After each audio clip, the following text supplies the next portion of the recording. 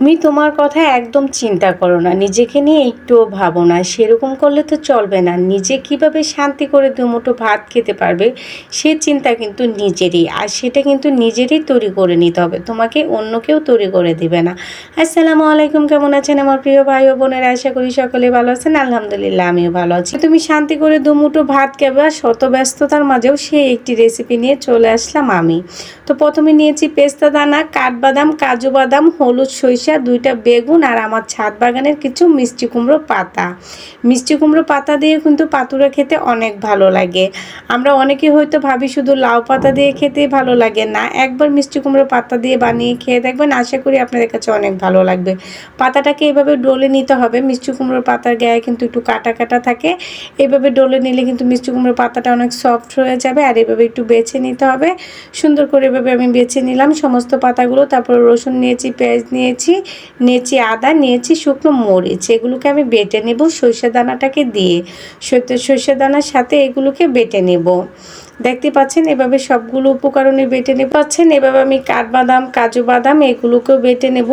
তারপরে 2টা লাউ পাতা একটু বেশি ছিল, সেটাও বেটে নিচ্ছি, কারণ ফেলে দিয়ে কী লাভ, গাছের জিনিস খেয়ে নিলে হালাল হয়ে যাবে।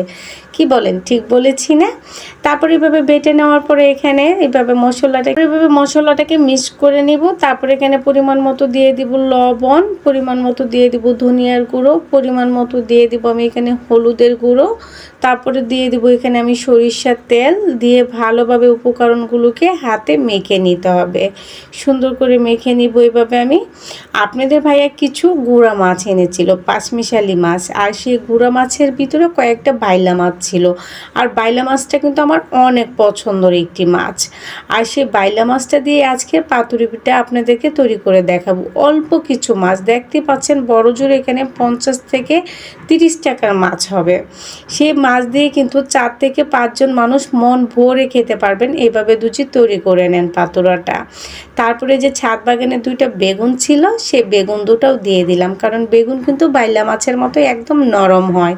আর আমার এই ছাদ বাগানের বেগুনগুলো খেতে অনেক ভালো লাগে, আর একদম যেহেতু নরম তাই আমি বাইলা মাছের সাথে দিয়ে দিলাম। মশলাটার সাথে মাছগুলোকে মেখে নিতে হবে নিজের যত মনের ভালোবাসা আছে সবটুকু দিয়ে, কারণ নিজের জন্য তৈরি করছেন, কিভাবে নিজের তৃপ্তি করে দুমুঠো ভাত খেতে পারবেন। ভালোবাসা দিয়ে যেটাকে মেখে নেন, দেখবেন আরও স্বাদ হয়ে গিয়েছে।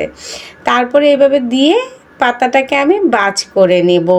এভাবেই সুন্দর করে ভাজ করে নেব। জানি আপনারা ভাজটা পারবেন, কারণ আমার ভাই বোনরা অনেক স্মার্ট, তারা এক জিনিস একবার দেখলেই ঝটপট পেরে যায়। অনেক ভাই বোনরাই তো আছে আমার থেকে অনেক ভালো রান্নাও করতে পারে, তাদের চোখের সামনেও যদি এই ভিডিওটা পড়ে যায়, না দেখে যাবেন না, প্লিজ কষ্ট করে দেখে যাবেন। আশা করি আপনাদের কাছেও রেসিপিটা ভালো লাগবে। তারপরে এভাবে সুতা দিয়ে পেঁচিয়ে নিয়ে আমি সব কয়টাকে বানিয়ে নেব। তো এক এক করে দেখেন আমি সব কয়টা পাতুরিকেই কিন্তু তৈরি করে নিচ্ছি, দেখতেই পাচ্ছেন। এভাবে আমি সবগুলোকেই তৈরি করে নিই। পাতুরিটা কিন্তু আমি রাত্রের বেলা তৈরি করেছিলাম, আর দুপুরবেলা আমরা ডিম ভেজে সবাই ভাত খেয়েছিলাম, কারণ একজন অসুস্থ রুগী দেখতে গিয়েছিলাম। সে অনেক অসুস্থ, আপনারা সকলেই তার জন্য দোয়া করবেন, সে যেন তাড়াতাড়ি সুস্থ হয়ে যায়, আল্লাহ পাক যেন তাকে সুস্থ করে তোলে। অনেক মানুষের জীবনে দেখবেন টাকা পয়সার কোনো কমতি নাই, কিন্তু সুস্থতা যদি জীবনে না থাকে তাহলে কোনো কিছুই নেই। তাই আমাদের সকলেরই আল্লাহ পাকের কাছে অর্থ সম্পদ চাওয়া উচিত না, আমাদের চাওয়া উচিত আল্লাহ পাক যেন আমাদের সকলকে সুস্থ রাখে, ভালো রাখে, কারণ সুস্থ না রাখলে আপনার জীবনে অর্থ সম্পদের কোনো মূল্যই থাকবে না।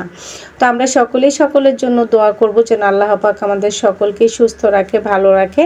তো এইভাবে দেখেন আমি আমার পাতুরিগুলোকে বেজে নিয়েছি, হয়ে গিয়েছে কিন্তু। আর এটা কিন্তু আমি মিডিয়াম জালে বেজে নিয়েছি, আর দেখতেই পাচ্ছেন কতটা সুন্দর করে ভেজে নিয়েছি, আর কত সুন্দর লাগছে ভাজার। কিন্তু অনেক দৌড়াদৌড়ি করলাম, তারপরে বানিয়ে নিলাম এই পাতুরিটা। আর সহ্য করতে পারছি না খিদা, এখন জটপট খেয়ে নিতে হবে আমার। আর আমি কিন্তু খেতে বসে পড়েছি, আপনাদেরকে একটু খুলে দেখিয়ে দিচ্ছি কতটা সুন্দর হয়েছে। আর এটা যখন খুলছিলাম তখন এমন সুন্দর একটি ঝাঁঝালো গ্রান বের হচ্ছিল না, সেই লাগছিল গ্রানটা। যেহেতু এখানে সর্ষে দানা আছে, সরিষার তেল আছে, মনে করেন গ্রানটা, ঝাঁঝালো গ্রানটা দারুণ। খাবার যখন খাচ্ছিলাম অসাধারণ লাগছিল। বেশি ভালো লাগছিল আমার ঝাঁঝালো গ্রানটা। আর অনেক ভাই বোনেরা আবার বলতে পারেন যে নিজেরা বানান আর খান আর বলেন অনেক মজা হয়েছে, অনেক মজা হয়েছে। এই রেসিপিগুলো মজা হয় সেগুলোই আপনাদের সাথে শেয়ার করি। আমরা তো ক্যামেরার আড়ালেও অনেক কিছু রান্না করে খাই না তা তো আর না।